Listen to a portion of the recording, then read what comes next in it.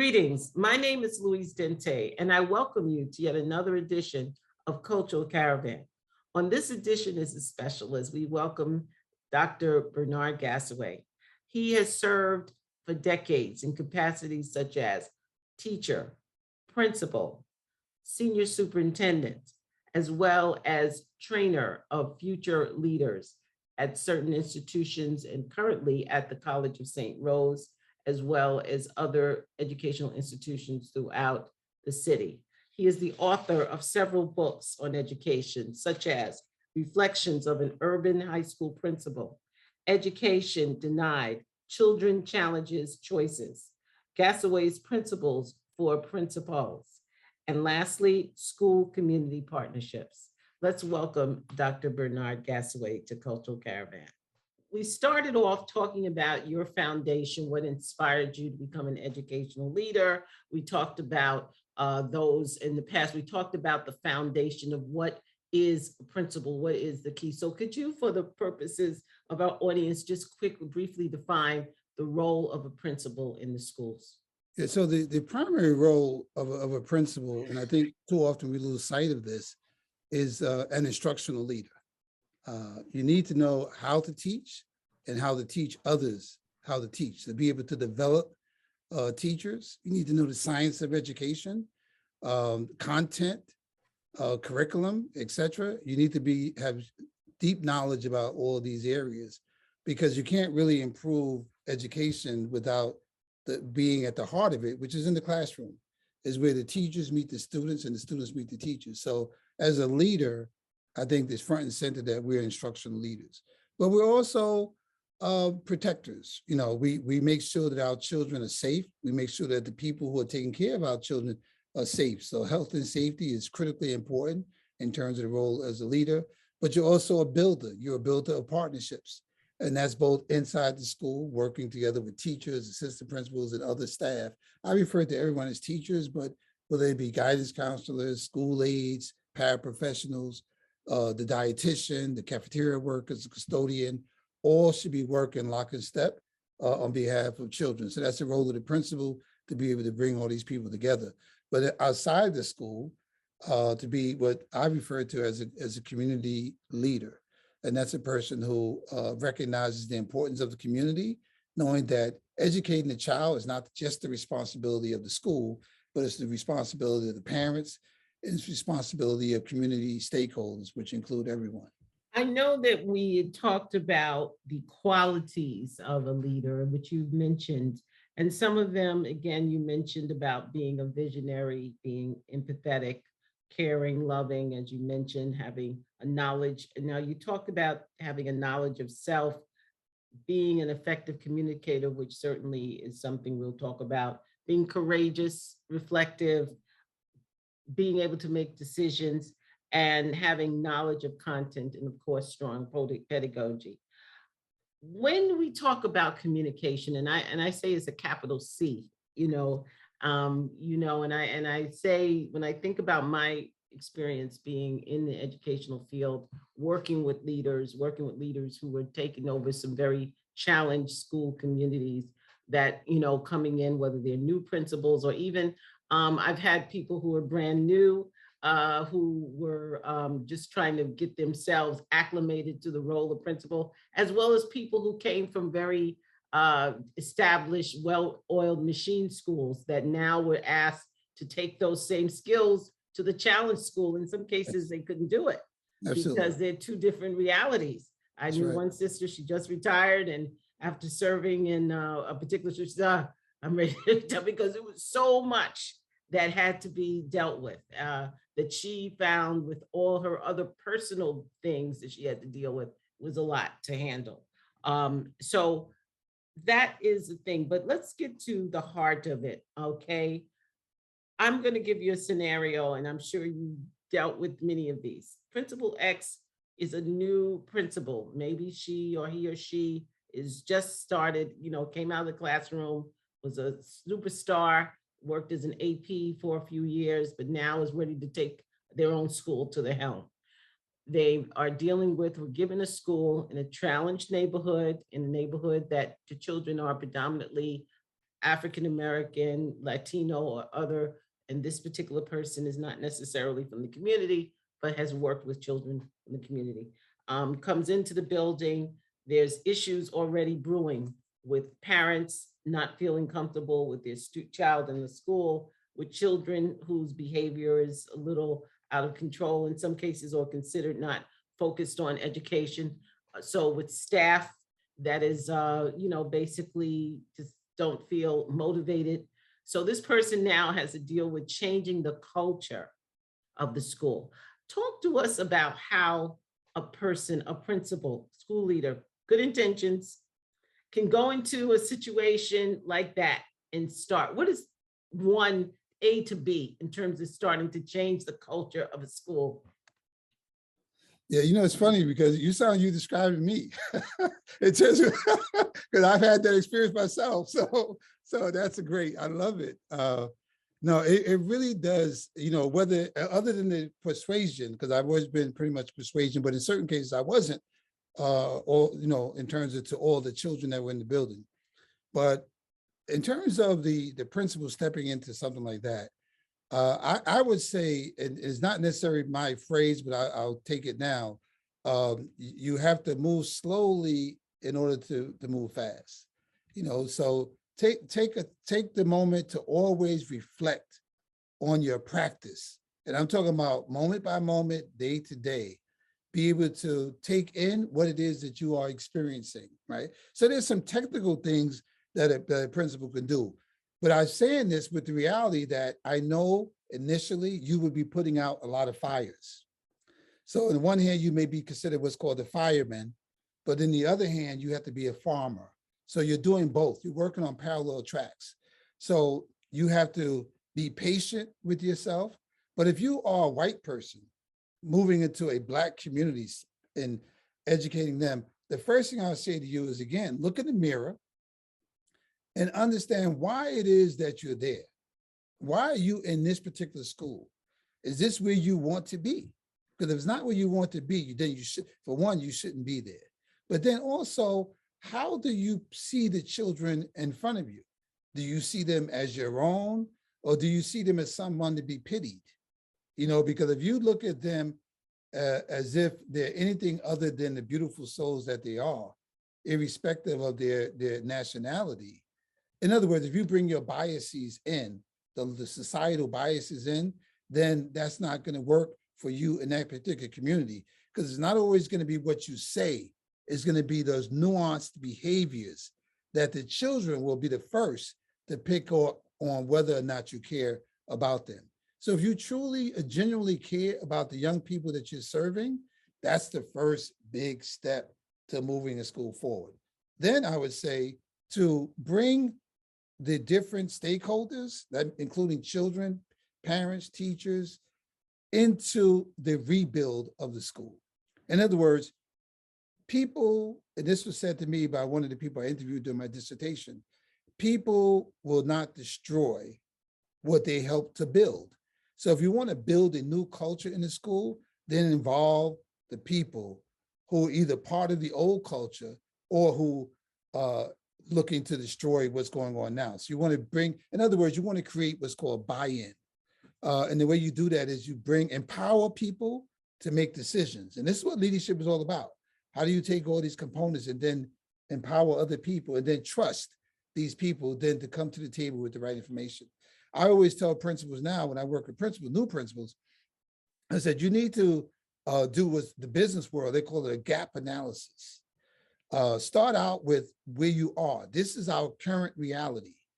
And then look at what's called your ideal reality. Where would you like to be? And the gap is created between where you are and where you like to be. Those things in between are called inhibitors. So I say address the inhibitors. And the way you address the inhibitors is through what's called an assessment, a needs assessment. Again, get the individuals in the community, the school community, outside of the community school, to tell you what are the problems, and then strategically you work together to address those problems. Yes, I appreciate what you said. And one of the things you did mention is the parents as partners. Sometimes, again, parents, over my years being in education, I've met parents who really felt like they were a part of school. This is my school. It's not their children's school, their school. And that's the difference between them feeling like this is a part of me. This principal is like my cousin, raising my child, versus the parent who feels this is an enemy of my child. I'm not feeling welcome. I feel my child is treated a certain way. So how do you feel, what strategies do you feel leaders should to build those relationships, that trust with the parents as partners? Yeah. The critical piece is respect. You simply have to start out with respect. You have to respect the person in front of you. I've heard leaders say, well, what do parents know? They know a lot. They know more than you know about their children. So you have to respect them. And respecting them means like saying that this is our school. This is not my school.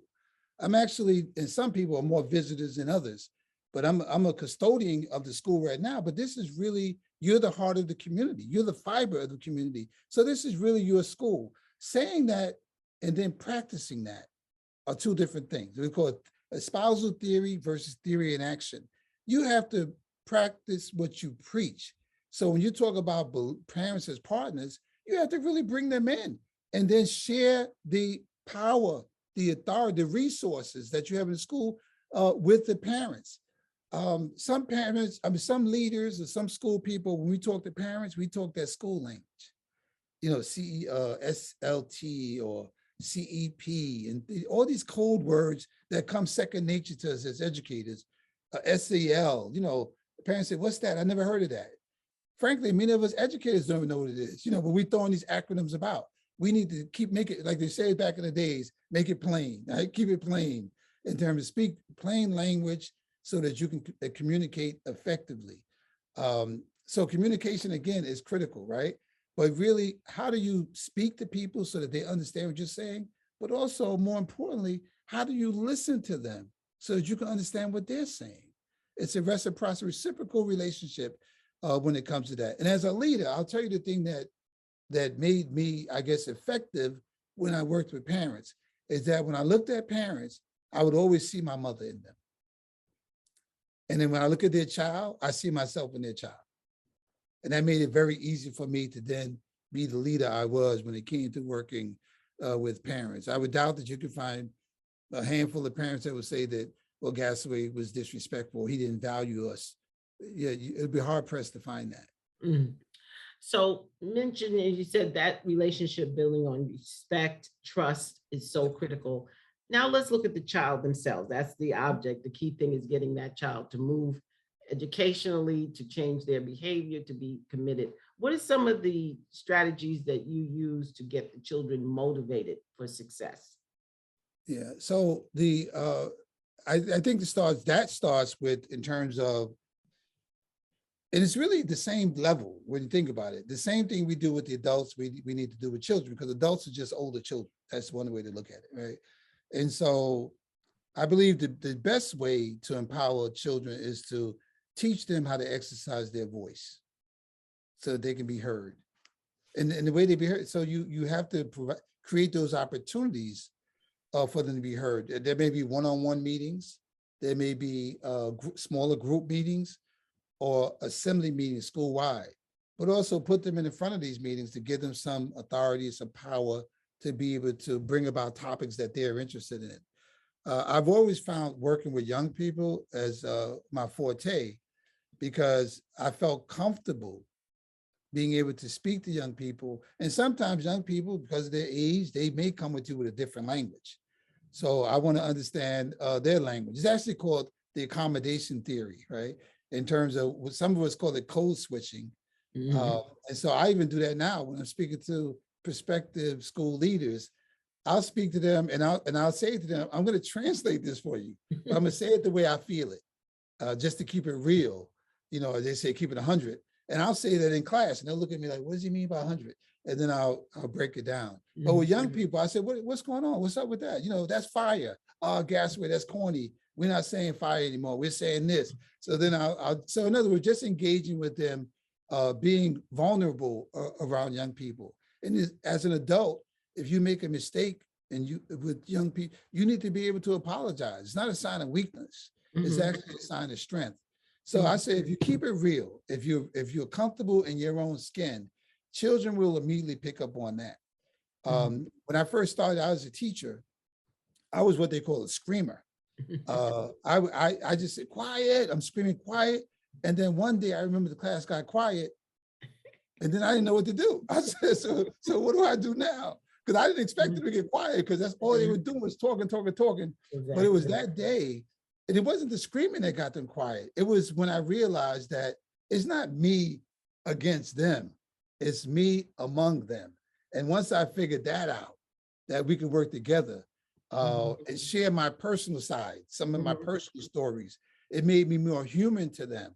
And they embraced me. And as I said, I probably, out of my 25 students, I guarantee you that I can name probably 23 of them, because they just stay in my head. And Mhm. that was in 1986 when I had that Mhm. class. Wow. And so, in terms of just building that relationship, and certainly, like I told you, just as from my experience working with principals and even superintendents, um, just terms of dealing with, like I've had certain administrators who maybe they worked at other schools that were high performing, they were superstars, then they get to school X that's in a challenged neighborhood, and they're not able to, there's fish out of water, Right. because that's a different type of mindset when you're dealing with children and communities that are set versus those communities that are challenged. So how do you feel a person coming from a high functioning school now coming to a challenged one should operate in order to get acclimated? Yeah, I think that you have to come in knowing that you have to put in the work. And by put in the work, I mean you have to confront the adults in the building, and even parents, frankly, but you have to confront the adults in the building to let them know that part of what we are experiencing in this school is the way you perceive these children in front of you. All right, your mindset. I went into one school and I asked the teachers, I was given the freedom, or well, I wouldn't have it any other way, but I was given the freedom at the professional development. I asked the teachers, I said, what percentage of the students in this school would you consider to be gifted and talented?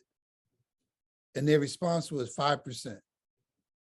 And the principal was livid, because frankly, that's not the mindset that you want to have with our children. I would say 100% of the children in some way are gifted and talented. It's your job to identify that, or to communicate them in a way that they can then put that on display. But that's the job of an educator. And the same thing with the principal. So when you come into a school and you see things for the way they are, first assess it, determine that, okay, this is the problem, then have the courage, the skills, yes, but then the courage to act on what you see. Like the MTA says, if you see something, say something. As a leader, if you see something, do something. That is very key, doing what you do. And certainly one of the things, Dr. Gassaway, you do is you are a leader who's walked the walk. You went through the fire, and that, as you say, fire going, brass, fine brass goes through the fire, but now you've risen to the top. And now you live to tell about it, Yes. to tell us, and have written some wonderful works, as I said, from helping principals build partnerships, which is so important, to principles for principals, which is very key. I guess that's that book you keep in that back pocket as you're walking down Yes. the halls. And one thing, and I, had the pleasure, I'm gonna let everybody know this, that I had the pleasure of being able to come and work with Dr. Gassaway, two capacities, as a instructional leader of a school, as well as a superintendent. And everything he says is on point. Has always had that calm personality, very calm, but took care of business. Okay, Yes. didn't he what and everything. So that's the good thing, is that you've actually done a lot, and you've given us some very great tools.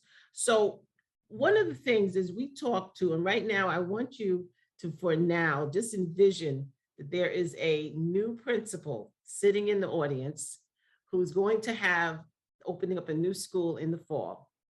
and they need something to get them revved up, to be able to go in there with the energy and the fortitude that needs to really make that school something. What would be your advice? Wow. I think as you were asking the question, it kept focusing on that child and the smiling face, the happiness that children exude when they feel that they're in a safe and caring and nurturing environment. That smile, that even if they are able to articulate what they are feeling, that addresses whatever you might be about to confront as a leader. It makes it all worth it. When I started as an educator, they told me that don't expect any accolades. Most of what you'll get will be what's called delayed gratification. Maybe years later, someone will come back and say that you meant something in their lives. And in many instances, that has become true with me, is that years later, people say, well, you remember when, I remember, this is what they would say, when I would come to school every morning, you were standing in front of the school welcoming us into the building. And that meant so much to me. And so the things that you do, the new principle, the things that you do that you may not think are important or that will be impactful, they will be. Everything you do, everything you say to young people, they're very impressionable. And ultimately, I would say to them, lead with love. Authentically lead with love. And if you don't love the people that you're about to lead, then really do everyone a favor, including yourself, and decline the position. Mm, mm, mm. Well, on that note, I want to say to you, Dr. Gassaway, I want to salute the work, the commitment. Thank you. To our community, to communities all over that, to the field of education, because it's not an easy career. A lot of people say, if you can't do, teach. No, you got to do. You got to know what you're doing to teach. That's the bottom line. And to be committed to it and to also give back, to stay focused. And people know that they can, whether it be the students or even the teachers, even the parents, know that you're still there, still creating, taking all this connected information and really making it work. So I just want to commend you, salute the work you've done as an educator, friend, and someone who I respect highly. And thank you so much for joining us. Okay, it's a pleasure to have you back in this capacity, and so excited and look forward to having you back for many more times. Okay, so please take care and thank you so much for joining us. Thank you very much. I appreciate you. Well, I hope you've enjoyed this broadcast, and we continue to encourage you to tune in, to write, and to tell a friend. And please visit our website at www.ccptv.org. But until next time, Louise Dente saying thank you.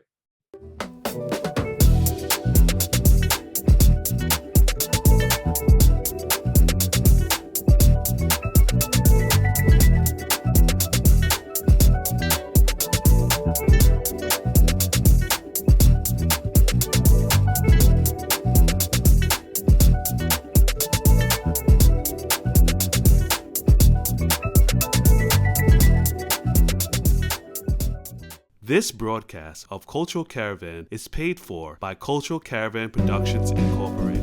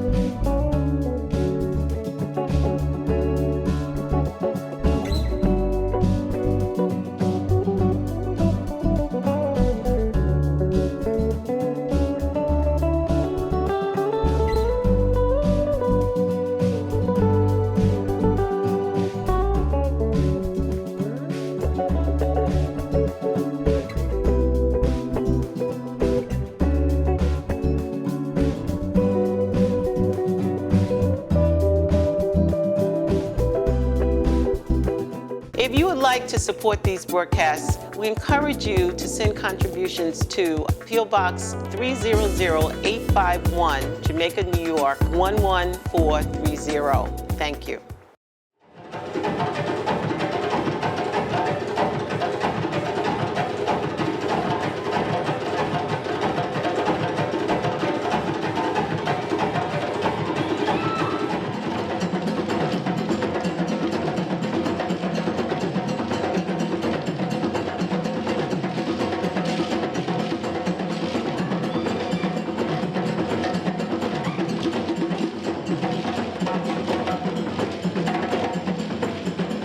I realized that to learn about the people, you study the dance. And when you study the dance, you learn the history of the people. Because dance in traditional African cultures used to preserve, and so that the young coming forth learn by age group. And as I said, you know, I'm skipping years.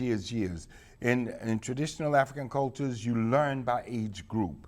So you would have the toddlers who will be going around, they aren't paying any attention, but they are, because these rhythms are becoming a part. And then as they go into the initiation rites, everything is explained. Then after the initiation, then they are ready for courtship and marriage, and then maybe baby naming ceremonies, and on and up until time they make the transition to the grand ancestral grounds.